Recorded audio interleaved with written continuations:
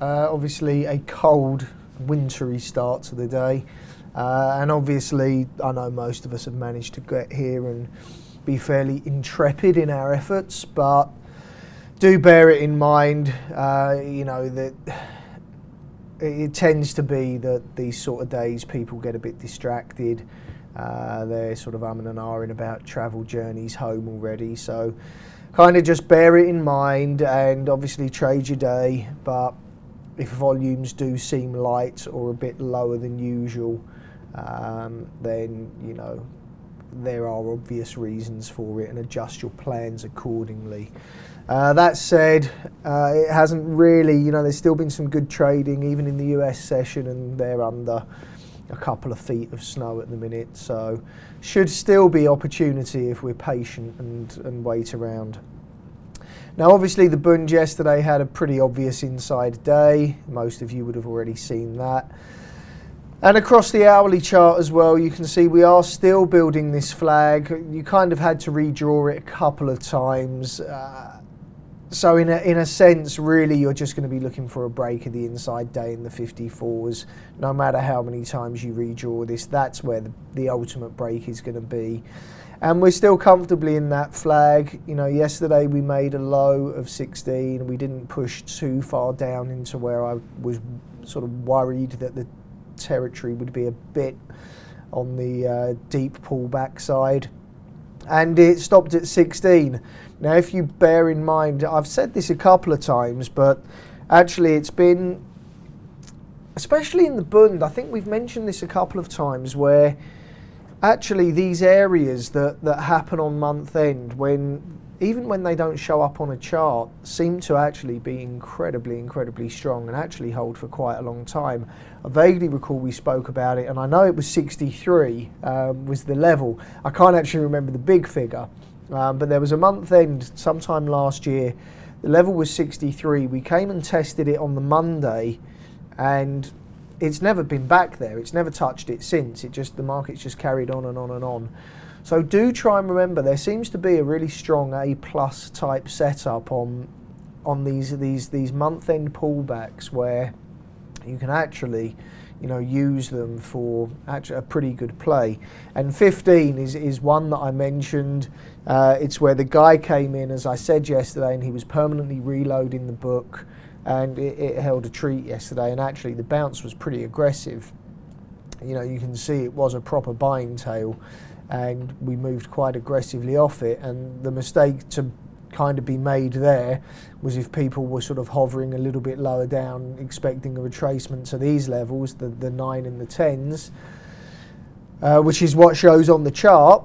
But actually this is a time where the difference between what you're seeing on the chart and actually what you've seen on the ladder and your price ladder skills are chasms apart, because you can really take good advantage of the trade here at 15.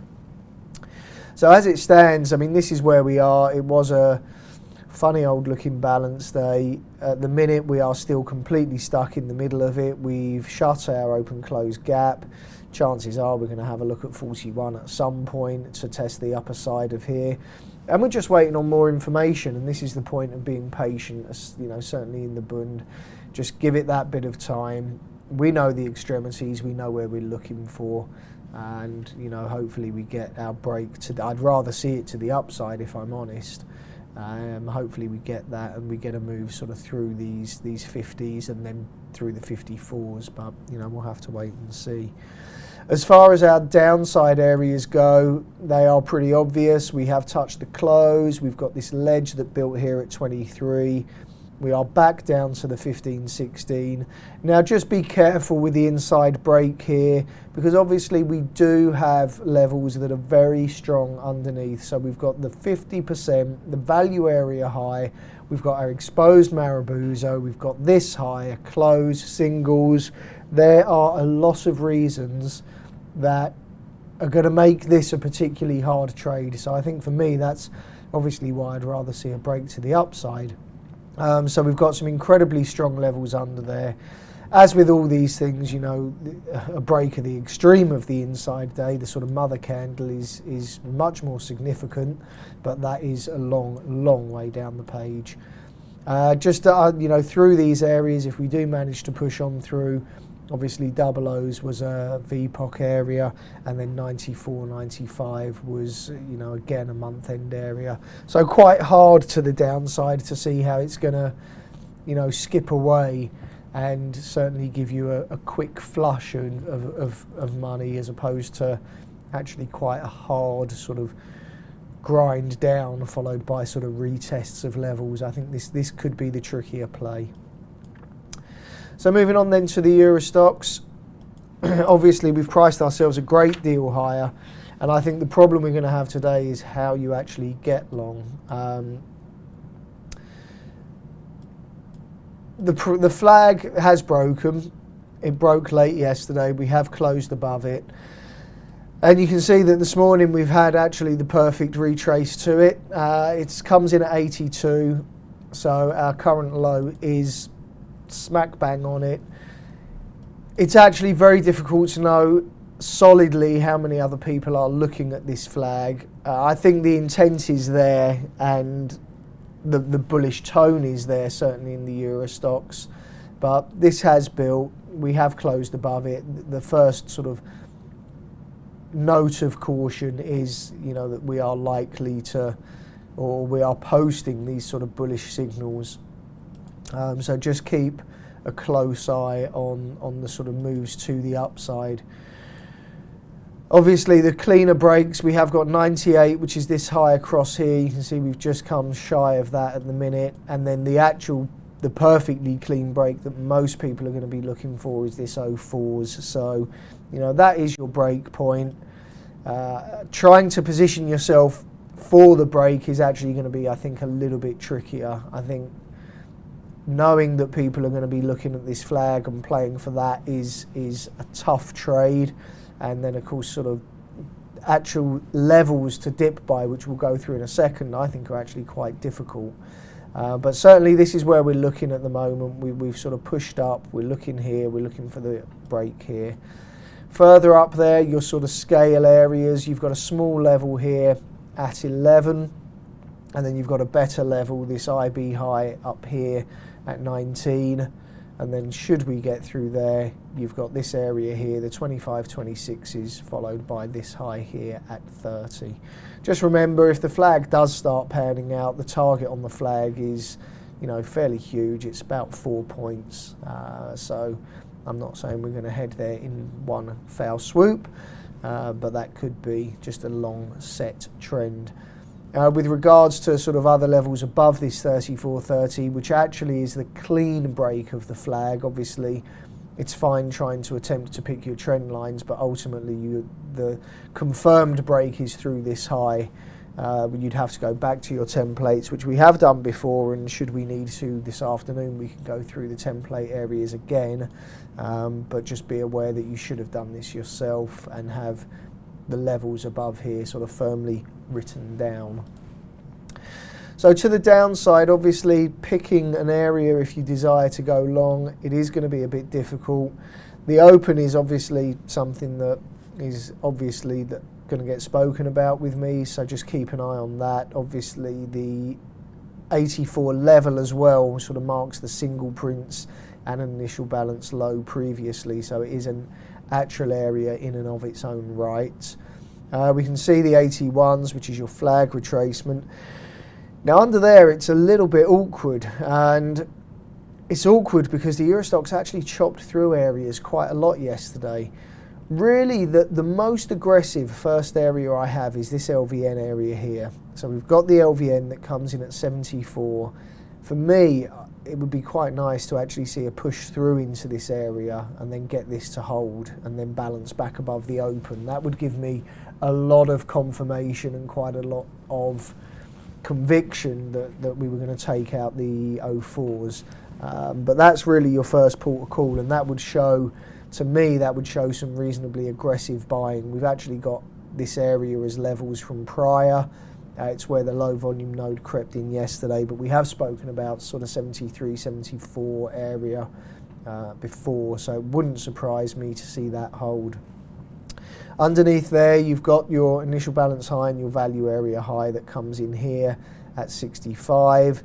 But then you know, if we do start getting into here, it gets a bit trickier. You'd have to go to your 5-minute chart, and obviously any levels from here for me become a little bit smaller and a little bit less convincing. So you can see across here, this is your 64.5 mark.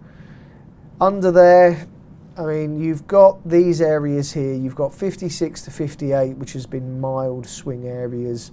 Really, 54 is your very, very late swing low. So again, possible there, and you've got 53s here. But it's not the strongest area. It's one that I would exert a little bit of caution with. Your initial balance low from yesterday comes in, I believe, at 46, which also coincides with your high TPO count area. So, but, you know, should we start getting into these areas, I would be worried anyway, because actually if we're going to be bullish, we should not be down here. So it's a bit of a moot point.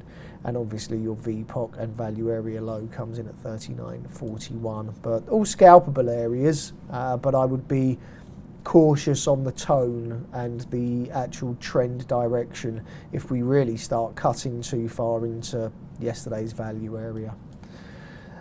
So they're the thoughts that I have on today's market. Just one thought on yesterday when I was watching you guys trading in the Spoo.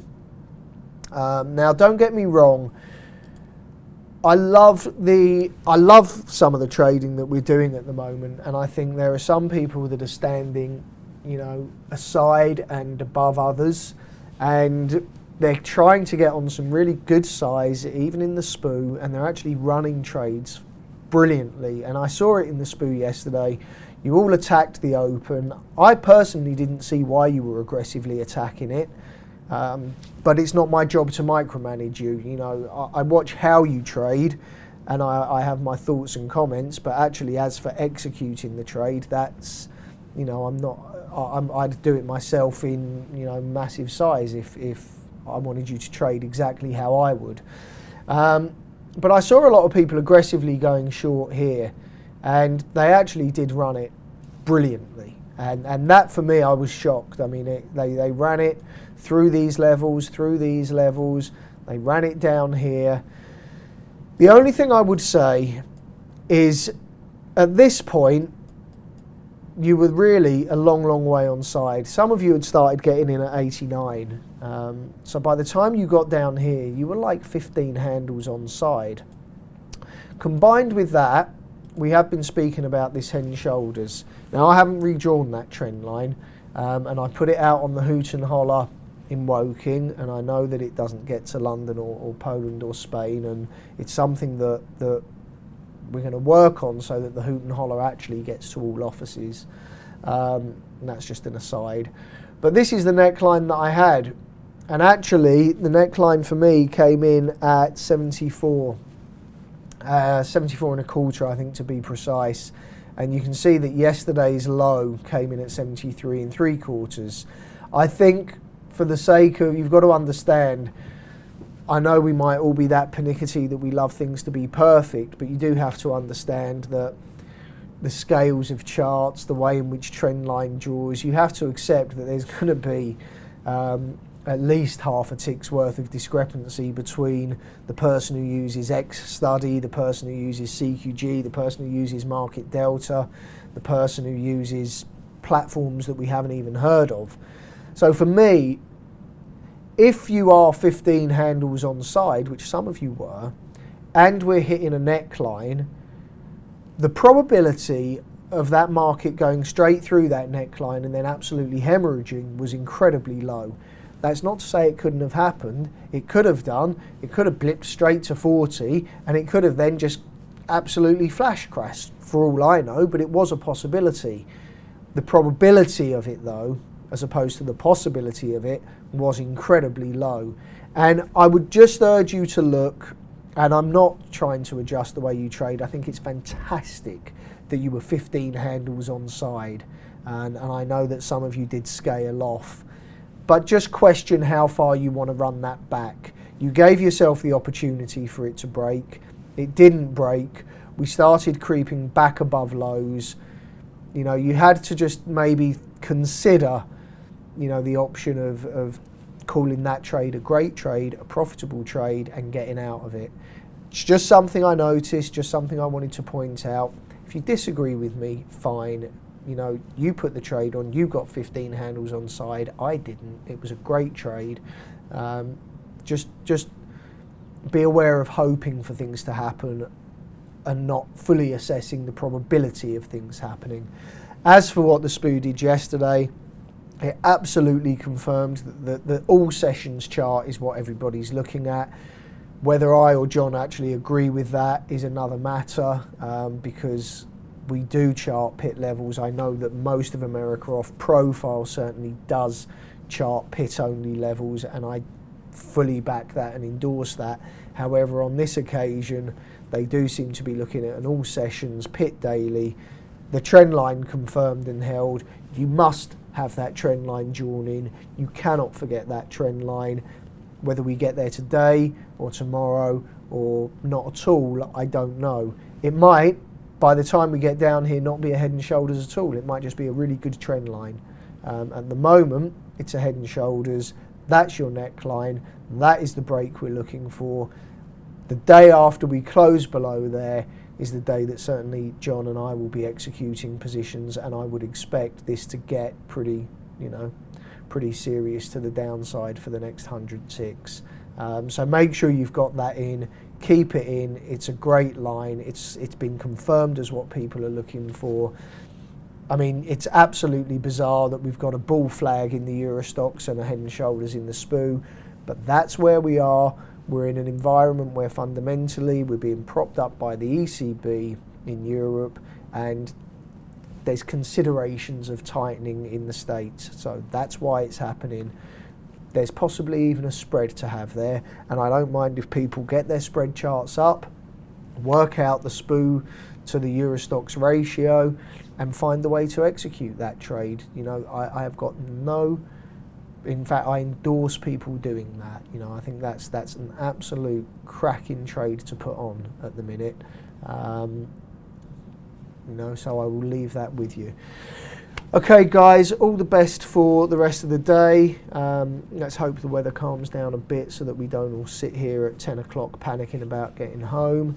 I will speak to you all hopefully at 2 o'clock this afternoon. Best of luck for the trading morning. Thanks, guys.